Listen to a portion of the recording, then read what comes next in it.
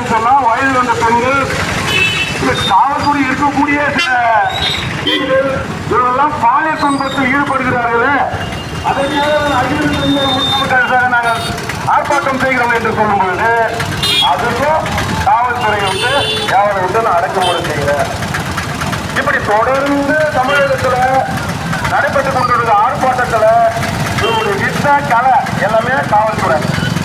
எங்களுடைய தோழர்கள் அவங்க என்னங்க கேட்டாங்க, இன்றைக்கு கணக்கு போட்டு பார்த்தா இங்க எத்தனையோ கோடி ரூபாய் ஐயா முதலுடைய சொத்து மதிப்பு, அவருடைய தந்தையுடைய சொத்து மதிப்பு, இப்ப ஐயா வந்திருக்கக்கூடிய ரெட்டி மூவிஸ் அவருடைய சொத்து மதிப்பு, இதெல்லாம் நீங்க கணக்கு கொடுங்க.